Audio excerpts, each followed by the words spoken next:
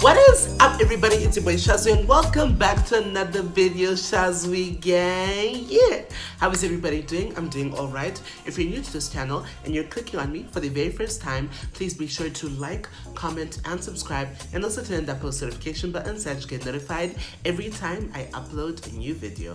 Now, with that being said, let's get straight into today's content. Let's go, everybody. How are you all doing today? I hope you're all doing well. I hope that you're safe and healthy and that you're ready to get into another video with your boy Shazwi. Oh, score that right. Oh, yeah. Shashi is so cringe. Okay. So, as you can tell by the title of today's video, I'm going to be doing yet another review of Insecure. I'm going to be reviewing the 4th episode of Season 4, titled Low-Key Losing It. So, by saying low-key losing it, this episode is basically referring to Issa. So this is now only a month before the block party. She's officially confirmed it. The flyer's been made, but it's super stressful for her because, there's the deterioration of her friendship with Molly, and then also the added stress of, Schoolboy Q, who bailed at the last minute, dropped out. He's not headlining the block party that she put together anymore, and people are looking forward to Schoolboy Q coming, and she sent out flyers about that. So it's just super stressful because she wants this block party to go well. She wants a lot of people to come. There's just so much that's going on, so she's super stressed about that.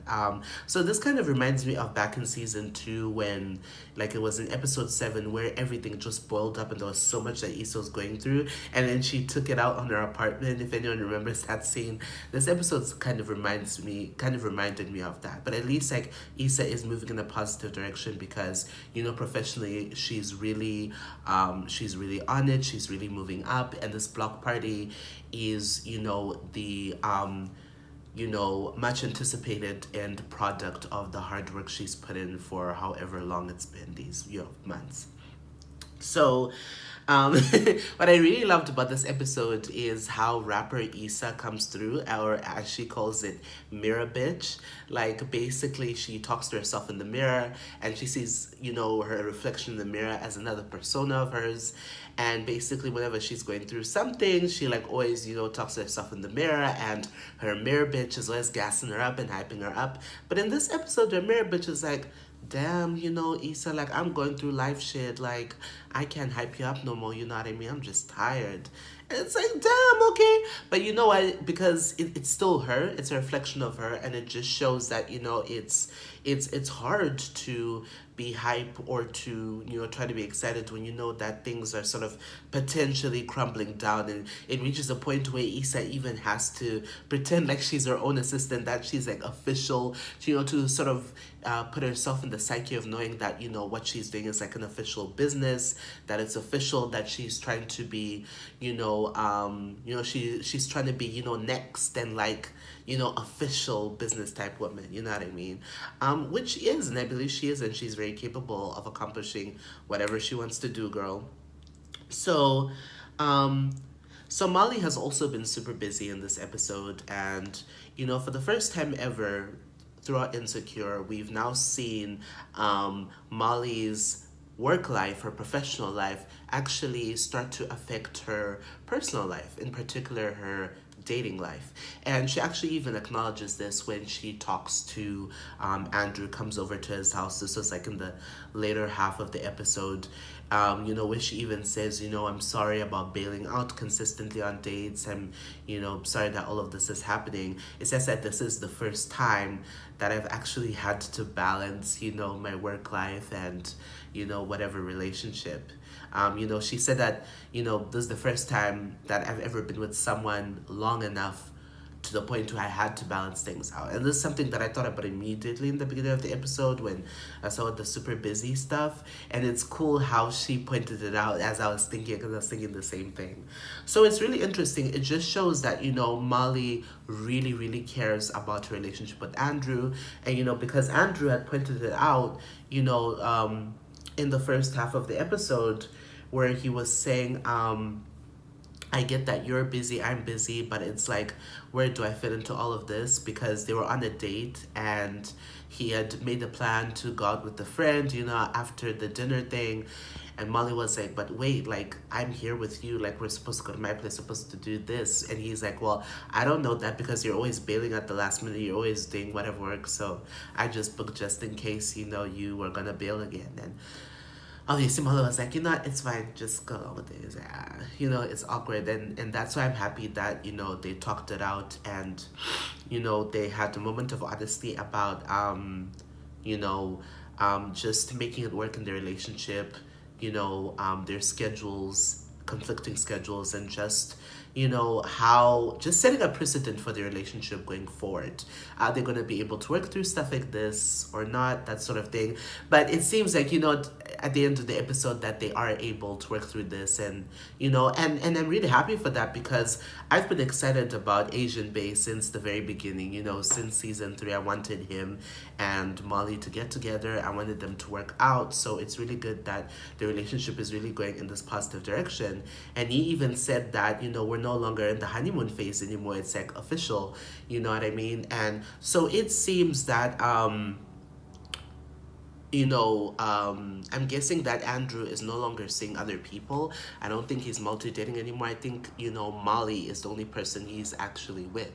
So I think it's a really big thing, where they're, like, I think they're exclusive at this point, you know what I mean? Or maybe almost, I don't know. I think they are.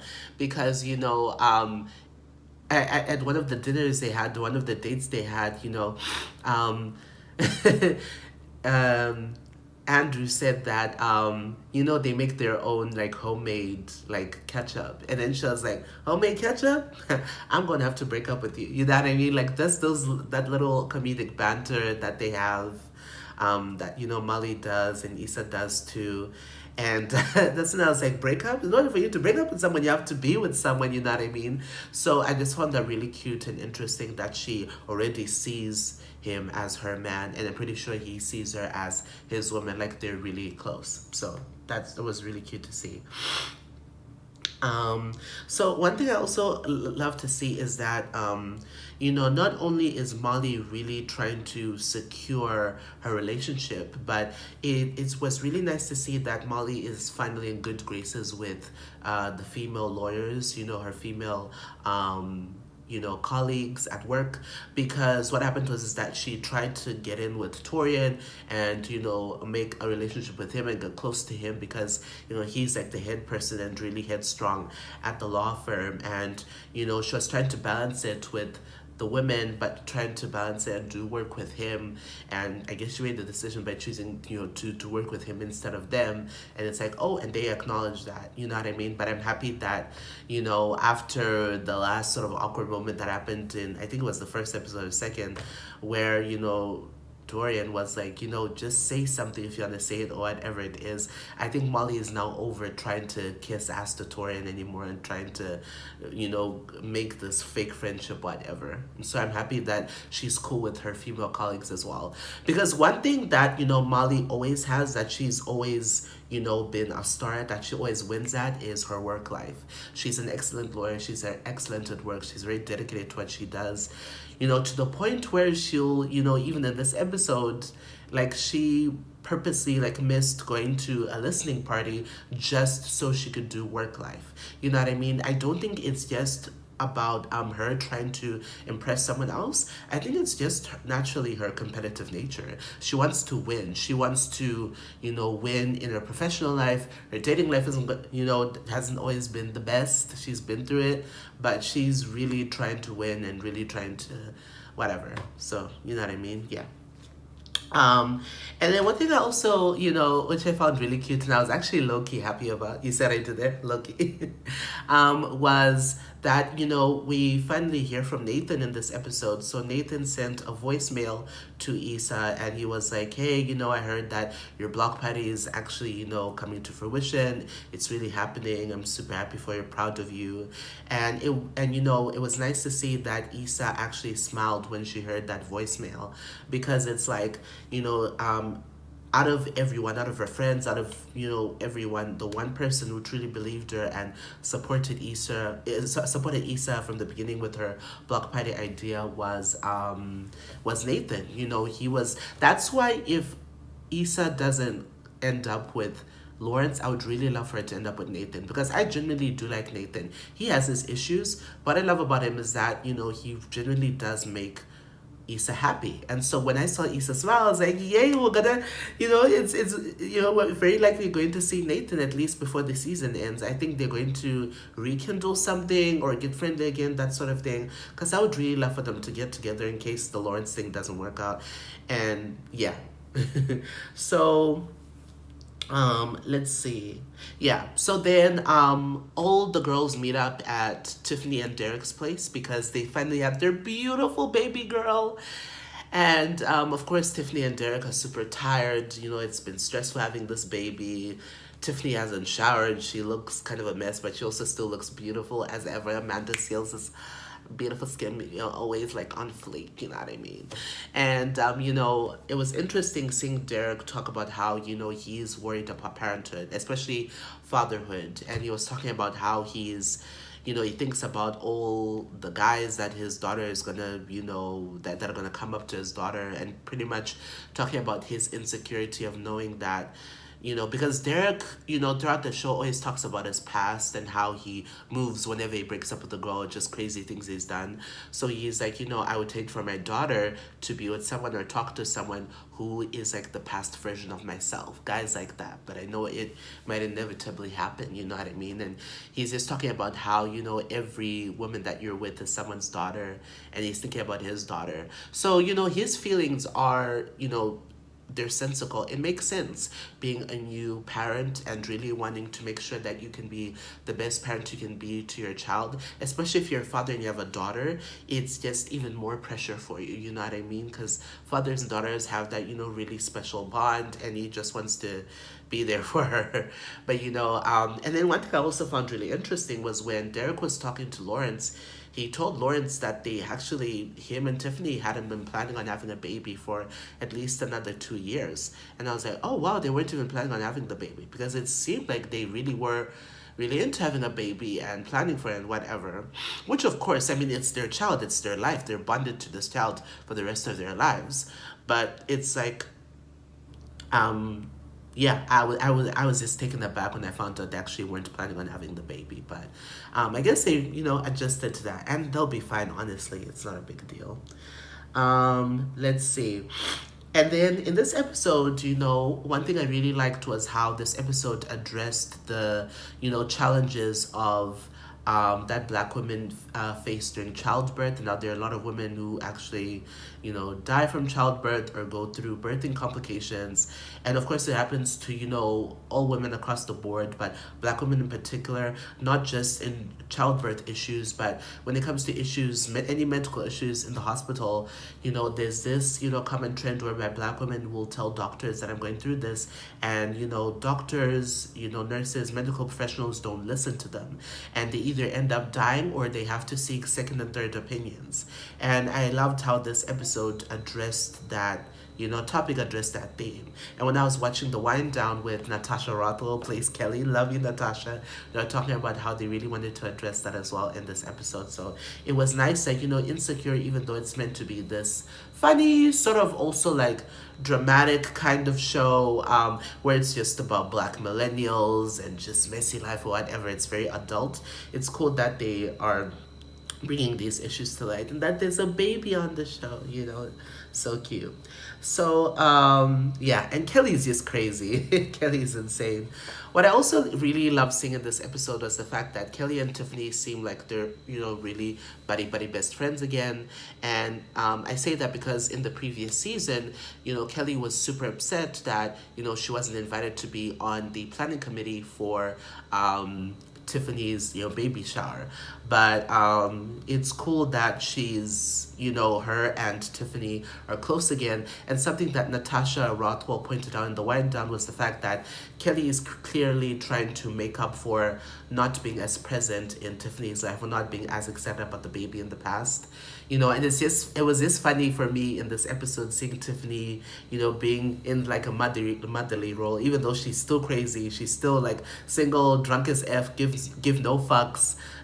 Tiffany, she's still, with the baby, and she's there for Tiffany, supporting her, being her best friend as usual. So it was nice that they are able to reconcile. And even in the episode, Tiffany said that, all my past like bougie, famous whatever kind of friends, I'm done with them. Like, so clearly Tiffany like has her besties. So then Issa said that she, so we see when they meet up at Tiffany's place that Issa, is having a side conversation with Kelly, and then Molly is having a side conversation with Amanda, and they're talking about all the drama that's going on between them, the subtle shades that are being thrown, the pettiness, all that stuff, because there's still obviously tension between Issa and Molly. And I found that interesting because whenever events happen when the four girls meet, Issa and Molly always have their corner, and then Kelly and Tiffany are always doing their own thing. So it's interesting how they're now splitting and they're going with like the other girls instead of each other. So that just further emphasizes the divide in their relationship. So, the friendship. So, pretty sad to see, but that's what's going on. Let's see. And then Lawrence, wanted to talk to Issa, which is a really big thing because in this episode, Condola is absent, and that's one of the things that added to Issa's stress is that Condola isn't there to help Condola wasn't there to help Issa through what was going on. There was something Condola was supposed to do that she didn't help Issa out with, and all the stress that's going on. So,